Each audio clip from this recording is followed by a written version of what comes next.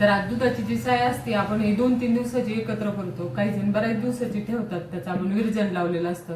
त्याचं ताक आहे जे बनवताना रवीने बनवता नाहीये ते मी कसं करायचं ह्यासाठी काय करायचं, आपण जी फ्रीजमध्ये साय ठेवलेली ना ती सर्वात प्रथम काढून घ्यायची आणि तिला एक 4 तास तसंच ठेवायचं. मग ती छान अशी रूम टेम्परेचरवर येते.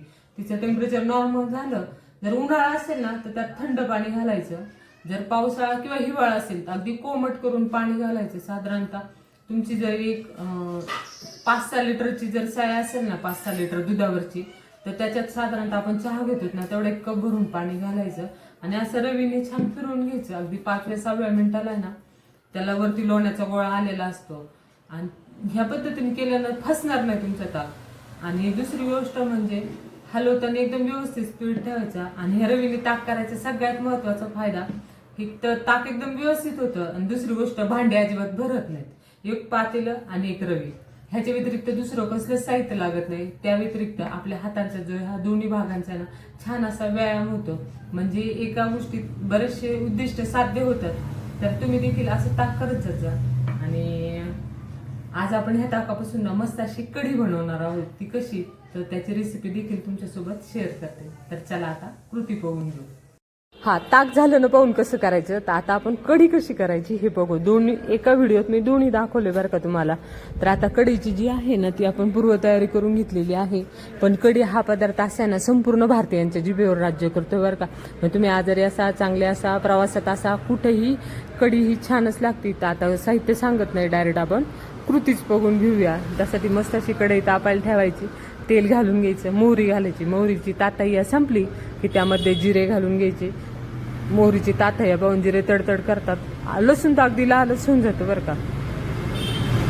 त्यात समजूतदारपणासाठी 4-5 मेथीचे दाणे घालून घ्यायचे. आपली जी हिरवी मिरची कट केलेली होती ती हिरवी मिरची, कढीपत्ता हे घालून घ्यायचं. त्यानंतर वरनं हिंग घालायचं. हे सर्व चांगलं एकजीव केलं की त्यामध्ये हळद घालून घ्यायची आणि कोथिंबीर. हे सर्व मिश्रण एकत्र केलं ना हे थोडंसं परतून घ्यायचं, म्हणजे कोथिंबीरीतला पण कच्चेपणा जो असतो ना तो जातो. त्यानंतर याच्यात मी पाऊण ग्लास ताक घातलेलं आहे. हे घरी बनवलेलं ताक असल्यामुळे थोडंसं आंबटपणा कमी याच्यात.